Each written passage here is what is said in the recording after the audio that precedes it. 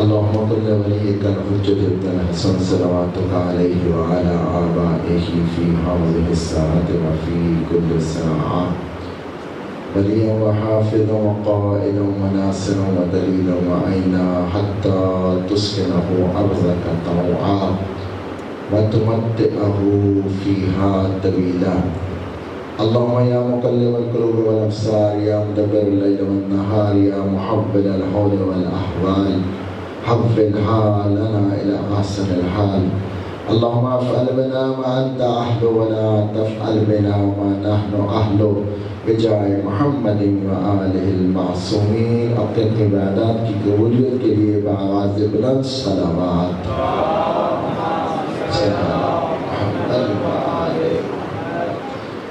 جو حاضرین میں بیمار ہیں یا جس مومن مومنات میں مجھے التماس سے دعا کا ہے کہ مریض ہیں اور سب کی صحت یابی کے لیے بھی بآواز بلند تر صلوات. محمد تاجیل ظہور امام زمانہ علیہ السلام کے لیے بھی بآواز بلند تر صلوات. اللہم صلی علی محمد وآل محمد وعجل فرجہ. خشنودی حضرت فاطمہ الزہرا سلام اللہ علیہا کے لیے بھی بآواز بلند تر صلوات. اللہم صلی علی محمد وآل محمد. اعوذ باللہ من الشیطان الرجیم. بسم اللہ الرحمن الرحیم. الحمد للہ رب العالمین. الصلاة والسلام على سید الانبیاء والمرسلین ابی القاسم محمد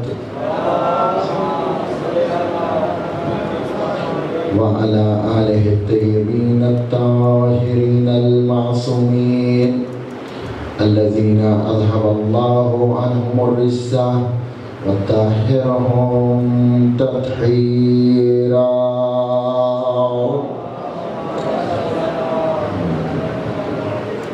ولعن الله على أعدائهم أجمعين ملعونين من يوم عداوتهم إلى قيام يوم الدين. أما بعد فقد قال رسول الله صلى الله عليه وآله وسلم إني تارك فيكم الثقلين كتاب الله وعترة أهل بيتي وإن تمسكتم بهما لن تضلوا بعدي. صلوات محمد وآل محمد. سب سے پہلے آپ سب مومنین مومنات سے گزارش کروں گا کہ آج برسی ہے جناب حجت الاسلام والمسلمین جناب علامہ ذاکر محمد عباس قومی علیہ الرحمہ کی. ان کے لیے اور اپنے مرحومین کے لیے لفظ فاتحہ اور لفظ اخلاص کی تلاوت. بسم اللہ الحمد للہ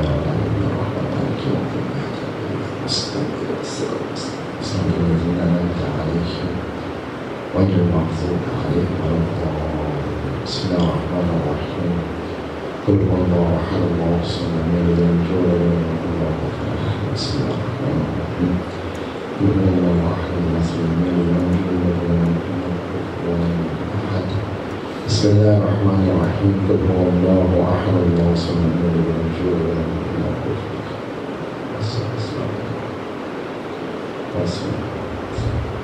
بآواز بلند تر صلوات. اللهم صل علی محمد وآل محمد وعجل. خالق کائنات کا ہم پہ یہ لطف ہے کہ جس نے ہمیں ولایت امیر المومنین علی بن طالب جیسی محبت عطا کی اور نعمت عطا کی.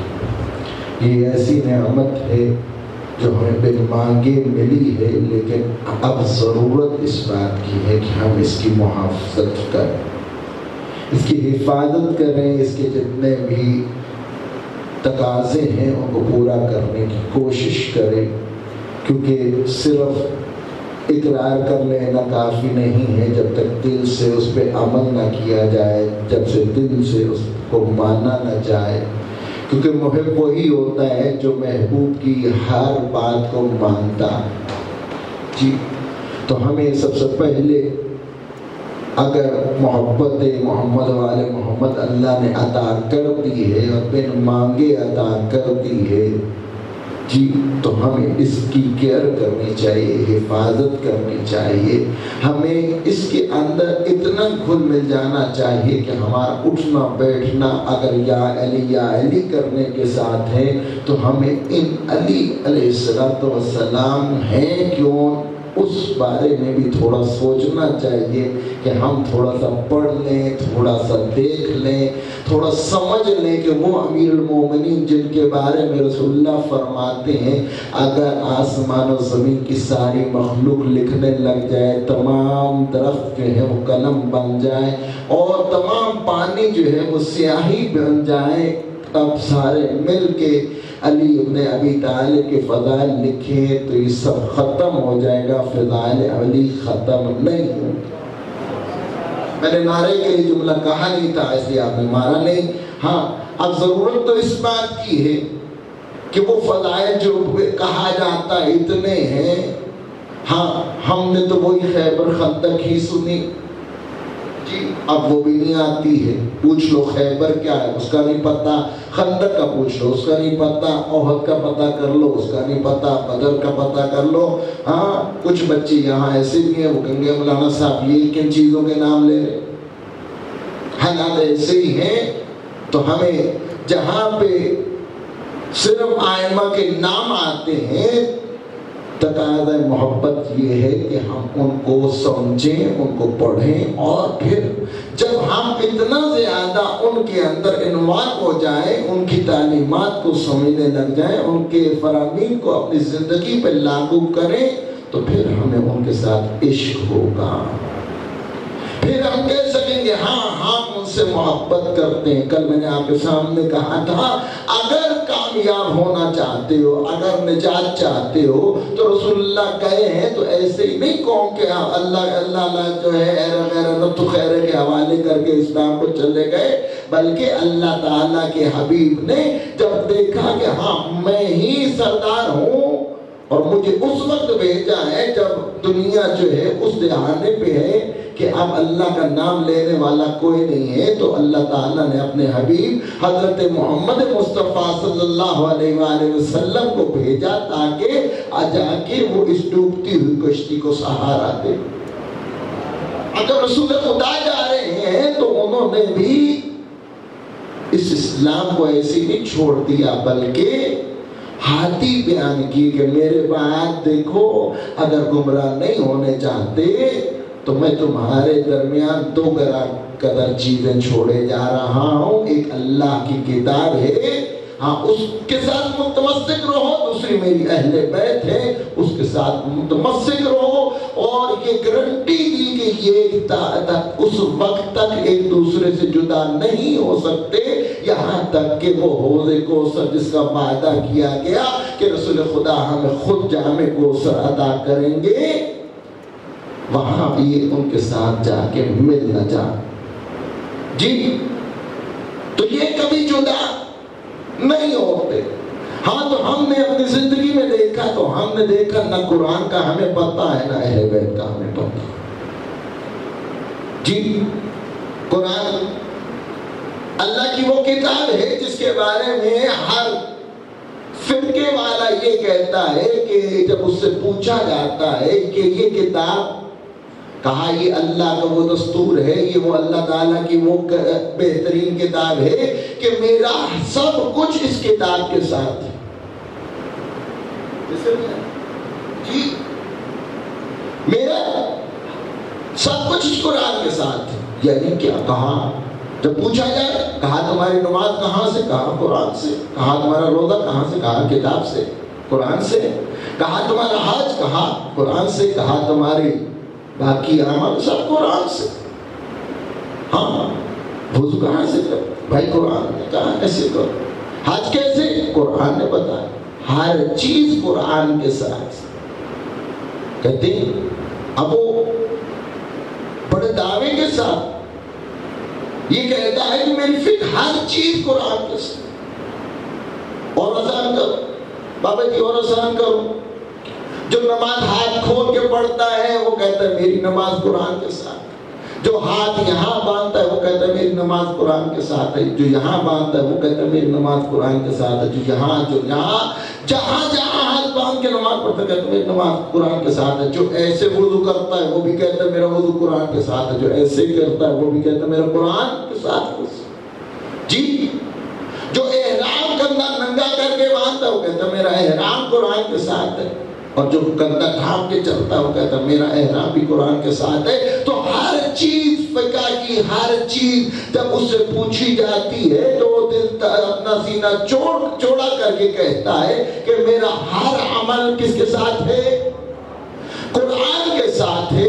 تو میں کہوں گا کہ تمہارا ہر عمل تو قرآن کے ساتھ ہے. تو جو مبارک ہو، تیری فقہ قرآن کے ساتھ، تیری نماز قرآن کے ساتھ، تیرا حج قرآن کے ساتھ، تیرا روزہ قرآن کے ساتھ، تیری تمام عبادات قرآن کے ساتھ. مجھے یہ تو بتا، قرآن اپنے سر پہ رکھ کے مجھے یہ بتا، تاریخ کا مطالعہ کر کے مجھے بتا، تاریخ کی حدیث کی ایک کتاب ایک صفحہ مجھے پلٹ پلٹ کے ڈھونڈ کے دکھا کہ قرآن تو تیرا ہر عمل قرآن کے ساتھ ہے. لیکن یہ تو بتا کہ قرآن کس کے ساتھ یا جی تسی نہ مارے ہو نعرہ، ٹھیک ہے، گناہ ہوتا ہے. جزاک اللہ جی. یا جی تھوڑا سا ماحول بن جاتا ہے. ویسے نعروں والی میں بات کم ہی کرتا ہوں. جی ایسی ہے، پریشان بیٹھے ہیں آپ. ہاں کسی ہے تو سلامتی کے لیے بآواز بلندتر صلوات. حضور میں ساتھ لے کے چلنے والا. آپ نے ملاحظہ کیا کہ جس کے پاس جائیں گے، کیوں کتابوں کے اندر بات پوری حدیث جو ہے، ہاں ہر مولوی صاحب کے پاس جب آپ جائیں گے وہ کہے گا کہ دیکھیے میں نے تو قرآن کے بعد ہر کتاب حدیث کی پڑھ لی، میں نے ورقہ گردانی کر لی، میں نے تمام مطالعہ کر لیا. بیٹا میں نے ایک ایک صفحہ دیکھ لیا. جو سوال آپ نے کیا تھا کہ قرآن کس کے ساتھ ہے، تو کہے گا ایک ہی حدیث ملی، اور وہ رسول اللہ کی حدیث ہے کہ علی مع القرآن و قرآن مع علی قرآن کے ساتھ ہے اور قرآن علی کے ساتھ ہے. اس کے علاوہ کوئی حدیث ہے ہی نہیں. کیا مطلب؟ اللہم صلی علی محمد و آل محمد. میں سمجھا غصہ نہیں کرنا، بات جاری رکھنی ہے. ہاں تو کیا حدیث ملی؟ سوال تھا کہ ہاں تمہارا ہر عمل قرآن کے ساتھ ہے. تو قرآن کس کے ساتھ ہے؟ رسول اللہ کی ایک ہی حدیث سامنے آئی کہ قرآن کس کے ساتھ ہے؟ ہاں علی قرآن کے ساتھ ہے اور قرآن علی کے ساتھ ہے. یہاں پہ معنی بھی بڑے واضح ہے، بات بھی بڑی سلیس ہے، بڑی آسان ہے، آسان فہم ہے. حدیث بھی مشہور ہے اور تمام مکاتب کے اندر متفق علیہ ہے. مجھے آپ کے سامنے حوالہ جات دینے کی ضرورت ہی نہیں ہے، اتنی مشہور حدیث ہے. ہاں تو اب بات تو یہاں پہ واضح ہو گئی تھی، لیکن تھوڑا سا اس حدیث کے بارے میں تھوڑا سا سفر کرتے ہیں. میں سمجھا بات تو واضح ہو گئی تھی جب کہا رسول اللہ نے کہ علی قرآن کے ساتھ ہے. جی بھائی جان، جی بات واضح ہو نہیں گئی تھی کہ علی قرآن کے ساتھ، بات بہت واضح تھی.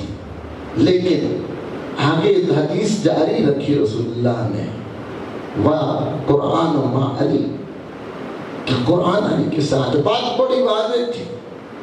ہاں اور آسان کرو، میں کہتا ہوں کہ ہاں جی یہ میسم جو ہے علی کے ساتھ ہے اور علی میسم کے ساتھ ہے. بات تو پہلے جملے میں ہی واضح ہو گئی تھی کہ ہاں یہ اس کے ساتھ ہے، تو عقلی بات ہے وہ اس کے ساتھ ہوگا. ایسے یہ ہاں تو پھر یہ کیوں کہا؟ تو پھر یہاں پہ کہنے دو کہ قول الحکیم لا یخلو عن الحکمہ، رسول جیسا جو ہے ایک حکیم اللہ کا نمائندہ جو بغیر وحی کے بات نہیں کرتا ہے، یہاں پہ اگر وہ بات کر رہا ہے تو کوئی نہ کوئی اس کے اندر مصلحت ہے۔ ہاں، جب اس کی تحقیق کی تو پھر پتہ چلا کہ یہ کوئی ایسی بات نہیں کرتی، بلکہ اس کے پیچھے جو حکمت تھی وہ یہ تھی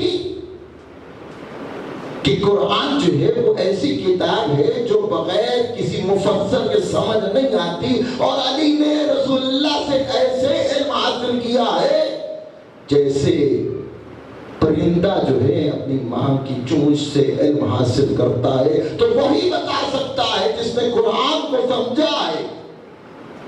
تو رسول اللہ نے یہاں پہ یہ فرمان بیان کر کے یہ بتا دیا کہ اگر قرآن سمجھنا ہے تو علی سے پوچھ لینا، اور علی سمجھنا ہے تو قرآن سے پوچھ لینا۔ ایک دوسرے کی تفسیر کرتے ہیں۔ اب ایک قدم اور بات یہاں تک تو سامنے آ گئی جی، بات یہاں تک سمجھ آ گئی کہ ہاں جو قرآن کے اندر ہر چیز بابا جی واضح نہیں ہے، ہاں مفسر کی ضرورت ہے، تو اس کے لیے بہترین اگر کوئی عالم ہے تو وہ جناب علی ابن ابی طالب۔ بات حاصل ہو گئی، لیکن یہاں پہ ایک اور جو ہے مشکل آ گئی کہ یہاں پہ ایک واو ہے، لفظ اور یہ ماں جی کہ یہ جو علی کے ساتھ ہے اور یہ لفظ اور، اس پہ بات کی یہ اور کیوں بیچ میں لے کے آ؟ ہاں تو اب مفسرین کی طرف گئے، مفسرین سے پوچھا یہ واو کیا ہے، یہ اور کیا ہے؟ تو انہوں نے کہا کہ یہ اتباع کل ہے۔ کیا ہے؟ اتباع کل ہے۔ یہ واو، یہ ماں کا جو لفظ ہے یہ اتباع کل کے معنوں میں آتا ہے۔ اتباع کل سے کیا مراد؟ انہوں نے کہا اتباع کل سے مراد یہ ہے کہ جو جو قرآن کہتا گیا علی کرتا گیا، جو جو علی کہتا گیا وہ قرآن بنتا چلا گیا۔ آپ لوگ پریشان ہو گئے؟ ایسا پریشان ہو گئے؟ بابا جی پریشان کیوں ہو گئے؟ ہاں کہ جو جو علی کرتا گیا وہ قرآن بنتا گیا، جو جو قرآن کہتا گیا وہ علی کرتے گیا۔ دیکھیں قرآن کی ہیں دو طرح کی آیات، کچھ آیات ایسی ہیں جی جو پہلے نازل ہوئی اور اصحاب نے عمل بعد میں کیا جی بلا ماشاءاللہ، اور کچھ آیات ایسی ہیں جہاں پہ محمد و آل محمد نے عمل پہلے کیا ہے، آیت بعد میں نازل ہوئی جی۔ اور واضح کرو پریشانی کو دور کرنے کے جی، اقیم الصلاۃ، نماز قائم کرو، آیت پہلے نازل ہوئی، اصحاب نے نماز کب پڑھی؟ بعد میں پڑھی۔ جنہوں نے سونا تھا وہ سو گئے، ان کو اٹھانے کے لیے آواز بلند صلوات۔ کل بچوں آپ نہ پڑھیے گا، 8 بجے میں ہی شروع کر دوں گا، کیوں آپ لوگ جو ہے وہ سنا سنا کے تھکا دیتے ہیں۔ نعرہ تکبیر، نعرہ رسالت، نعرہ حیدری، نعرہ حیدری۔ آپ بھی نعرہ لگا دو میرے بچے، نعرہ تکبیر، اللہ اکبر، نعرہ رسالت، یا رسول اللہ، نعرہ حیدری، یا گلدستہ دیکھیں، گلدستہ اس کا پھول اگر نکل کے ٹینک دور پڑی اچھی لگے گی، کیا کریں گے آپ؟ ہاں اکٹھا کر دیں، چلو اکٹھا، بہت اچھے بچے ہیں، ٹھیک ہے، ہاں سلامت ہے۔ تو اب اقیم الصلاۃ کی آیت پہلے اصحاب نے عمل بعد میں کیا، تو ثابت ہوا آیتیں پہلے آتی رہی، اصحاب نے عمل بعد میں کیا، میں کیسے مانوں؟ میں کیسے ان سب کو ایک جیسا مان لوں؟ کل بھی یہ بات تھی کہ اہل بیت کو کیوں مانے؟ ہاں، اور سب برابر کیسے ہو سکتی؟ میں کیسے مان لوں کہ اصحاب جو ہے وہ آیت نازل ہوتی ہے تو عمل کرتے ہیں، لیکن اہل بیت وہ ہے جو آیت پہلے بعد میں نازل ہوتی ہے، عمل پہلے کرتے ہیں، تب یہ ادھر برابر نہیں ہے تو میں کیسے مان لوں؟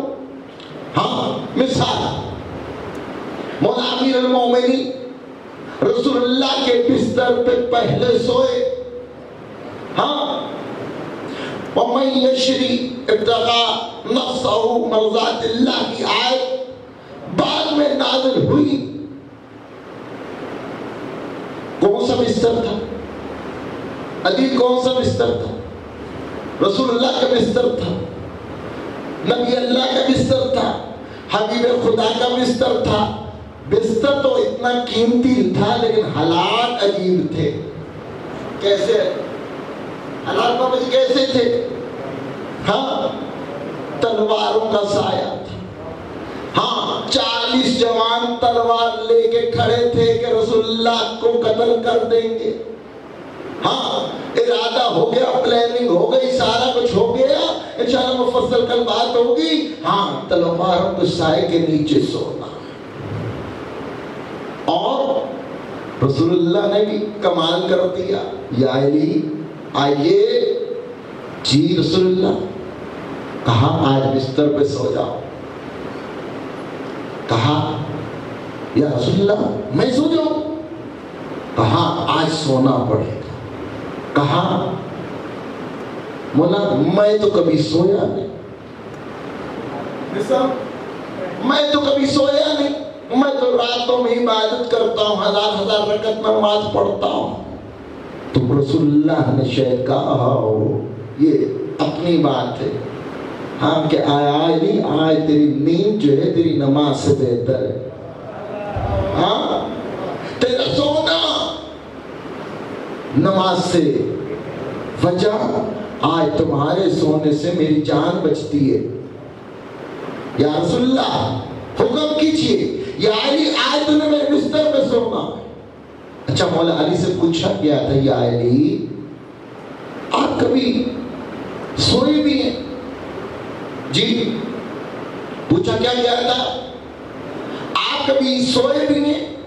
آپ سر رات عبادت کرتے ہیں، دن میں روزہ رکھتے ہیں، ہر وقت عبادت خدا میں مشغول رہتے ہیں، کبھی سوئے بھی ہیں؟ تو کہا ایک رات میں سکون کی نیند سویا تھا۔ کس رات؟ کہا اس رات جب شب ہجرت رسول نے ہجرت کر کے مکہ سے مدینے آنا تھا، اس رات میں سکون کی نیند سویا۔ یا علی آپ کیسے اس طرح سو سکتے ہیں؟ کیوں عیسیٰ میں کہوں میں تیرا استاد ہوں، ہاں، تجھے میں نے بچپن سے اتنا دیا ہے، ہاں، تجھے اتنا میں نے پڑھایا، اتنا لکھایا، سب کچھ کیا، ہاں، آج مجھ پہ حملہ ہونا، سو جا۔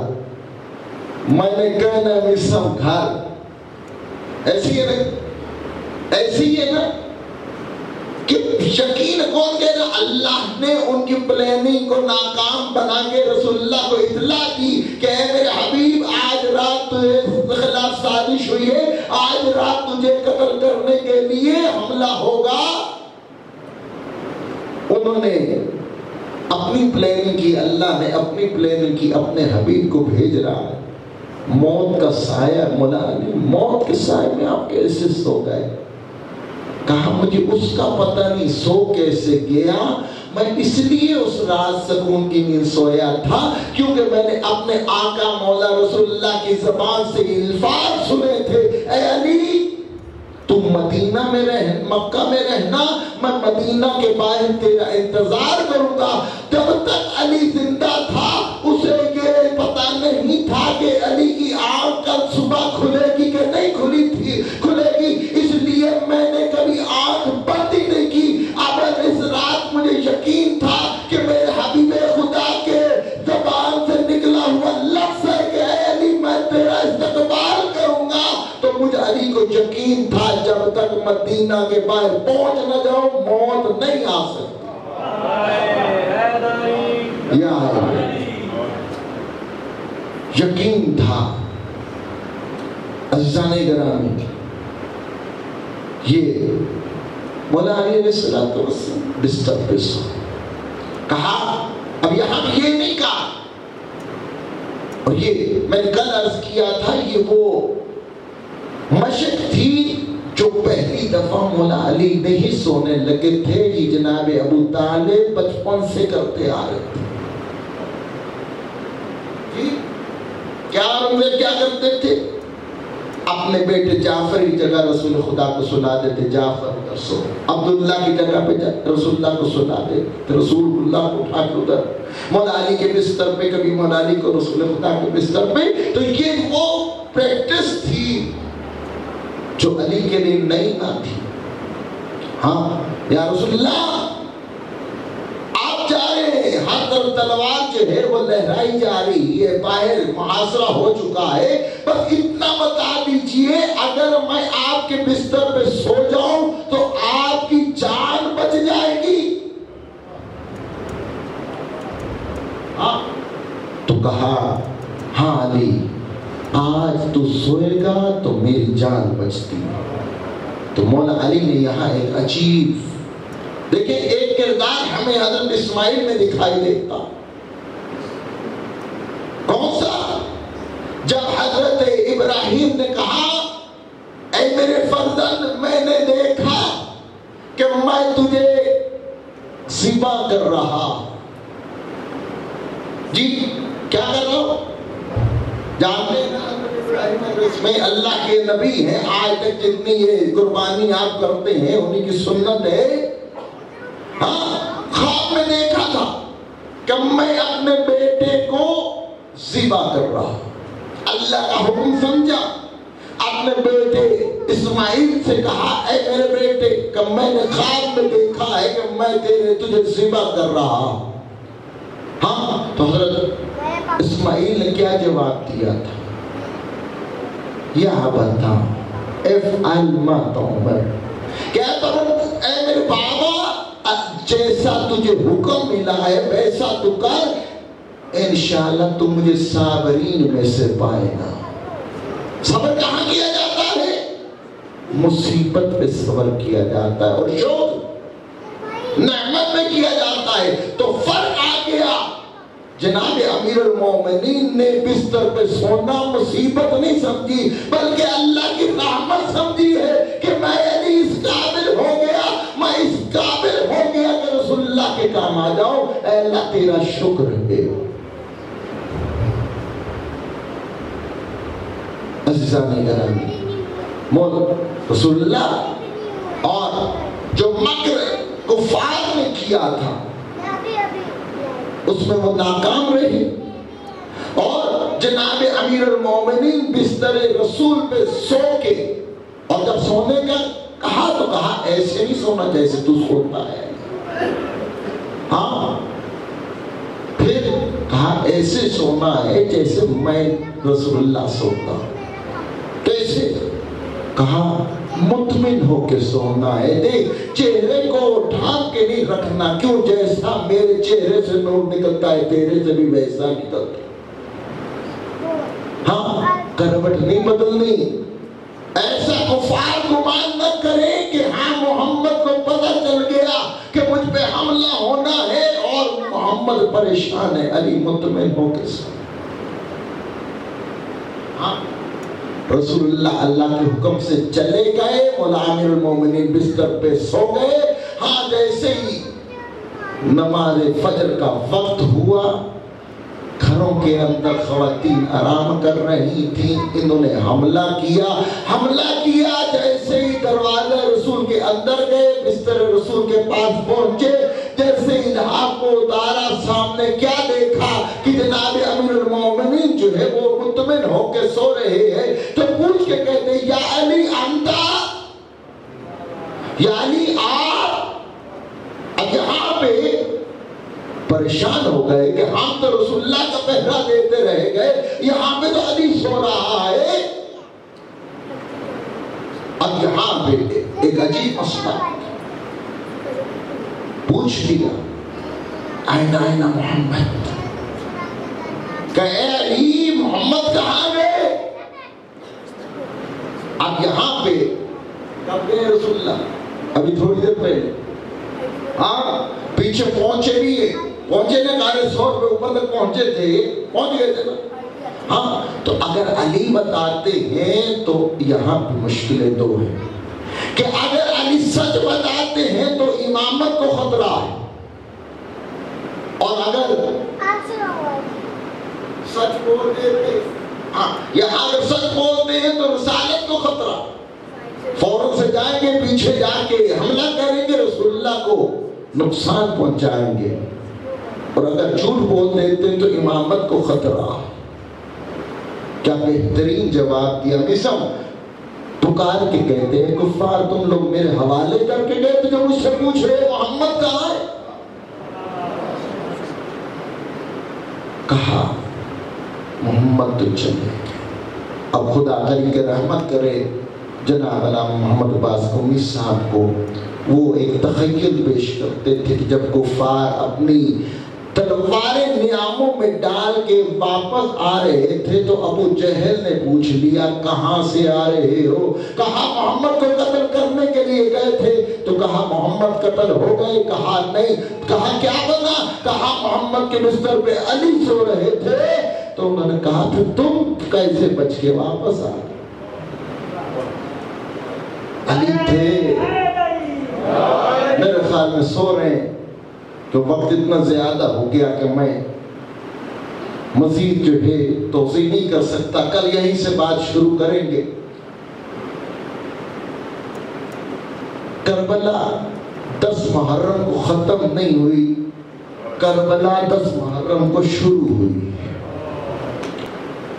اہل بیت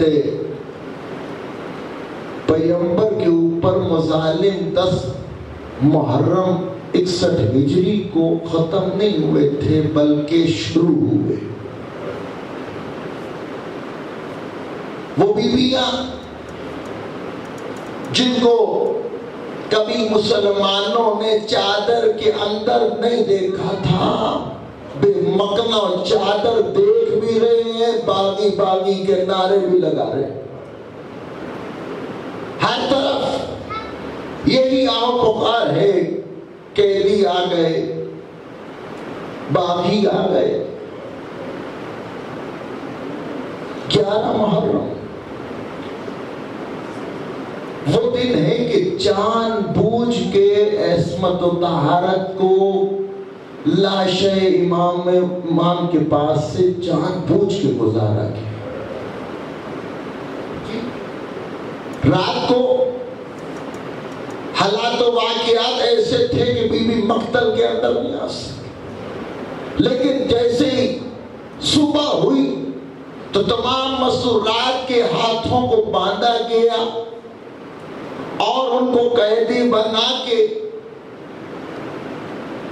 اونٹوں کے، وہ اونٹ جن کے اوپر اماریہ نہ تھی، لیکن فرق ہے ہاتھ آگے بڑھے ہوئے۔ اب جیسے ہی لاشیں دور تو نہ تھے، تھوڑا ہی قدم اونٹ آگے چلے ہوں گے تو لاشیں حسین اور ان کی اولاد رسال امام حسین کے زمین کربلا پہ بکھرے پڑے تھے۔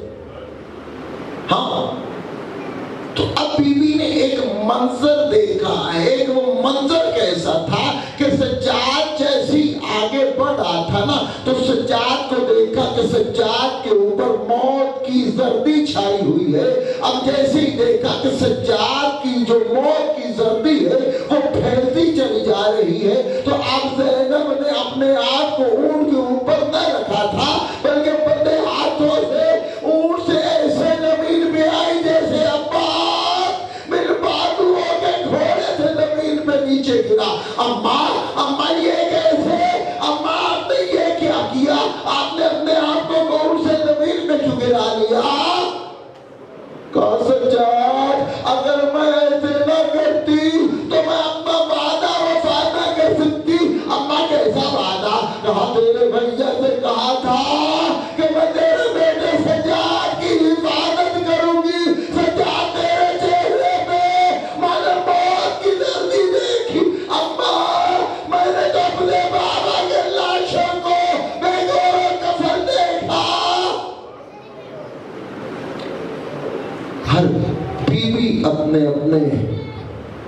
چاہنے والے کے لاشے پہ پہنچی، لیکن زینب ایک ڈھیر کے اوپر آن کے نیزوں کو ہٹا رہی ہے، تیروں کو ہٹا رہی ہے۔ پوچھا کیا کر رہی ہے؟ کہا یہی تو اترا تھا میرا بھائی، یہی تو حسین غریب اترا تھا، یہی تو میرے حسین کی مقتل ہے۔ اب جیسے ہی کٹے بٹے بدن کو دیکھا تو زینب نے سر کا ماتم شروع کیا، سر کا ماتم کر کے پوچھتی ہے اے میرے بھیا حسین، تیرا سر کہاں گیا اور تیرا لباس کہاں گیا اور تیری انگوٹھی کہاں چلی گئی؟ اب دیکھے 3 سوال زینب نے پوچھے، مگر ان کے شہد کٹے ہوئے سر حسین سے بدن حسین سے آواز آئی، اے زینب تو نے مجھ سے 3 سوال پوچھے، میرے لیے تیرے سے ایک سوال ہی کافی، یہ بتایا نانداؤ کی اور تیری چادر کدھر گئی؟ زینب نے اتنا گریہ کیا، اتنا گریہ کیا، دادارو سنو گے کہ لینوں نے وہ ہاتھ سامنے سے کھول کے پس گردن میں باندھ دیے۔ بیویوں کو بڑی مشکل سے اٹھایا گیا، پتہ سجاد کہاں گیا؟ میں منزل آسان کروں، قیدیوں کو کوفہ پہنچایا گیا، انشاءاللہ حالات کوفہ کل بیان ہوں گے۔ 13 محرم بنی اسد کی بیویاں کربلا کے اندر پانی بھرنے کے لیے جب آئی تو انہوں نے دیکھا کہ نیچے نعشیں تو دفنا کے فوجیں جا چکی ہیں، لیکن اہل بیت کے عصمت طہارت کے وہ لاشیں جو کہ ظاہرہ تطہیرہ کی سند لیے ہوئے تھے زمین کربلا پہ ویسے پڑے ہوئے۔ 3 دن گزر گئے، حسین کا لاشا بے امان میں بغیر تدفین کے پڑا ہوا ہے۔ اور آپ جانتے ہیں کربلا کے اندر جب امام حسین علیہ السلام آئے تھے تو وعدہ لیا تھا، اے بنی اسد کے لوگوں، ہم یہ زمین تم سے خریدتے، بدلے میں ہمارے لاشیں دفن کر دینا۔ پھر بیویوں کو بلایا تھا، پھر بچوں کو بلایا تھا۔ اب وہ وقت آ گیا، بیویاں دیکھ کے اپنے مردوں کے پاس گئی کہ اے مردوں، تمہیں شرم نہیں آتی کہ رسول زادے کا لاشا بے وقت بے چادر اور کربلا کی تپتے صحرا کے اندر میں گور کفن پڑا ہوا ہے، تم آرام سے بیٹھے ہوئے ہو، اور کہا کہ بیویوں ہم کیسے جائے، ابن سعد کا ڈر ہمیں آگے نہیں مرنے دے رہا۔ شرم دلوائی، کہا ہماری چادریں پہن کے بیٹھ جاؤ، پھل جاتے۔ اب بنی اسد کے قبیلے والے لاشیں دفن کرنے کے لیے کربلا کے اندر میدان کربلا میں آئی۔ اب جیسے کربلا کے اندر پہنچے سے اس میدان کے اندر دیکھا تو ہر طرف لاشیں تو تھیں لیکن سر نہ تھے، اور لاشیں بھی وہ تھی جو سالم نہ تھی بلکہ ٹکڑے ٹکڑے بکھری پڑی تھی کربلا کی سرزمین پر۔ پریشان ہوئے کہ نہ سر ہے نہ جسم سلامت ہے، کیسے لاشوں کو دفن کیا جائے؟ تو اس نے امامت سے آپ کا میرا آقا مولا سجاد، ہاتھوں میں ہتھکڑیاں، پاؤں میں بیڑیاں، گلے میں توک، گھوڑے پہ سوار ہو کے کربلا کے میدان میں بنی اسد کی مشکل آسان کرنے کے لیے جب پہنچانا تو ہر کسی کا پوچھا کہ مولا آپ تو آ گئے، مشکل رفع ہوئی، اب یہ بتائیے کس لاشے کو کہاں دفن کیا جائے؟ عزادارو، مصیبت بڑھتی چلی جا رہی تھی سجاد میں کہ جب پوچھا جاتا تھا یہ لاشا کس کا ہے، رو کے کانپتے ہوئے بتاتے تھے یہ فلاں کا ہے، اس کو ادھر دفن کر دو، یہ فلاں کا اس کو ادھر دفن کر دو، یہ فلاں کا اس کو ادھر دفن کر دو۔ ایک اس لاشے میں پہنچے کہ ٹکڑے ٹکڑے بکھرا ہوا تھا، کہا اب تم پیچھے پیچھے ہٹ جاؤ، یہ میرے بابا حسین کا بدل ہے، معصوم کو معصوم دفن کرتا ہے۔ قبر کھودی، حسین کے لاشے کو چننا شروع کیا۔ اب جیسے ہی قبر حسین کے اندر لاشے حسین کو دفن کرنا شروع کیا، ایک ہاتھ قبر میں آیا، اے سجاد تیری مہربانی، تو میرے بیٹے کو اجرکم من اللہ۔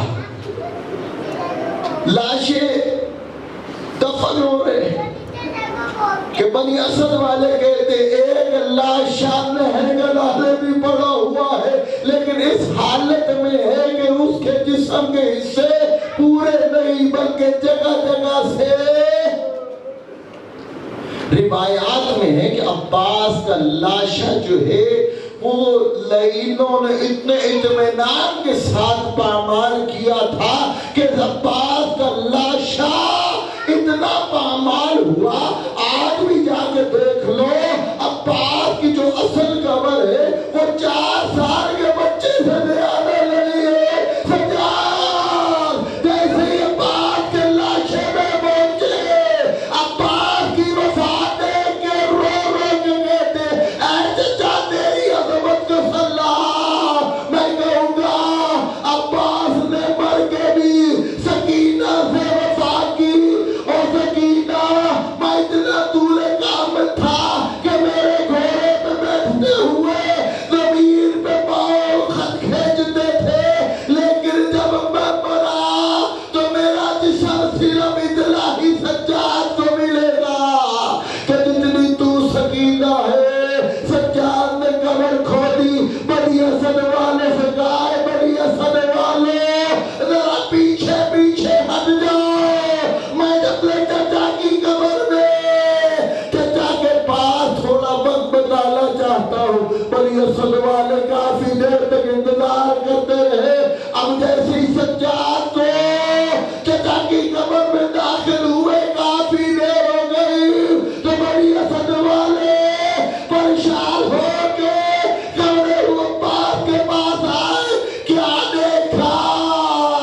سجاد چچا کے لاشے کے اوپر سر رکھ کے سو رہا ہے۔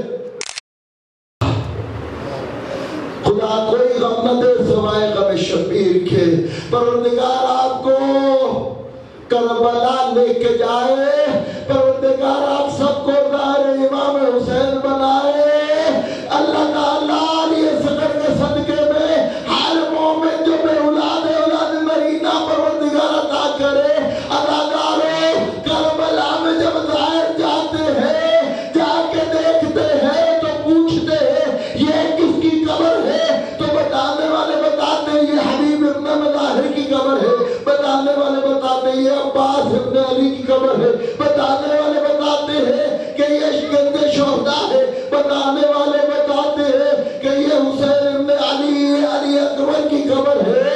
لیکن ایک وقت حسرت سے کہتے ہیں اے مولانا صاحب ذرا یہ بھی بتا دو کہ علی اصغر کی قبر کدھر ہے؟ کیوں سب کی قبر تو معلوم، لیکن آئے علی اصغر تجھے کہا حسین نے؟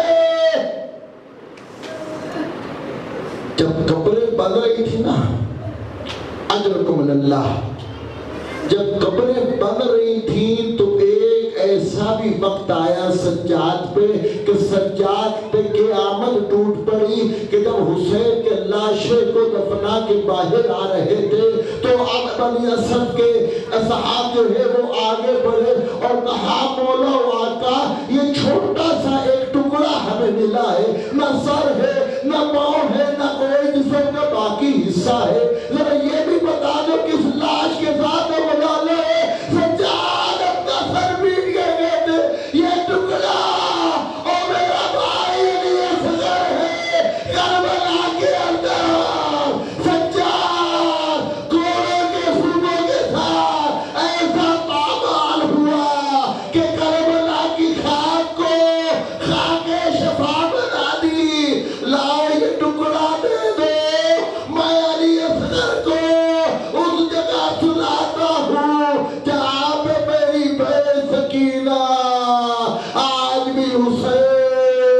سینے پہ وہ ششمایا نہیں اصغر اللہ لعنت اللہ علی الامر پروردگار ہماری اس قلیل سی عبادت کو قبول و مقبول فرما، اس کے بدلے میں اجر کثیر عطا فرما۔ اے پروردگار کربلا اور کربلا والوں کی سیرت کو سمجھنے اور اس پر عمل کرنے کی توفیق عطا فرما۔ اے پروردگار کاش کربلا میں ہوتے اپنی جانیں امام حسین پہ قربان کرتے۔ اے پروردگار ہمیں سیرت امام حسین کو سیکھنے اور اس پر عمل کرنے کی توفیق عطا فرما۔ جتنے حاضرین بیٹھے ہیں جو حاجات رکھتے ہیں بحق کے امام حسین علیہ السلام، بحق کے امام سجاد علیہ السلام، ان کی حوائج شریعہ کو پورا فرما۔ جتنی مستورات بیٹھی ہیں واسطہ جناب سکینہ سلام اللہ علیہ کہ جس کے تعامل کو آگ لگ گئی تھی، پوچھا کہ آگ کیوں لگی؟ کہا اس لیے لگی کہ بڑی خواتین کے باہر پڑے تھے، سجاد کے حکم سے انہوں نے پردہ بنا لیا، خاک کربلا سے بالوں کا بھی پردہ بنا لیا۔ سکینہ وہ مظلوم آئے، جب اس سے پوچھا گیا تو باہر کیوں لے گئی؟ تو کہا میرے بال چھوٹے، میں کیسے پردہ بناؤں؟ اے پروردگار ہماری ماں بہنوں کے پردوں کو سلامت فرما، انہیں صحیح معنوں کنیزان جناب زینب بنا۔ اے پروردگار صحیح معنوں میں کنیزان جناب زہرا بنا۔ اے پروردگار ہمیں حج بیت اللہ کی سعادت نصیب فرما۔ اے پروردگار ہمیں آئمہ علیہ السلام اور خصوصاً قبر امام حسین علیہ السلام کی زیارت سے مشرف فرما۔ اے پروردگار کوئی غم نہ دے سوائے غم امام حسین علیہ السلام کے۔ اے پروردگار تو کریم ہے، تو رحیم ہے۔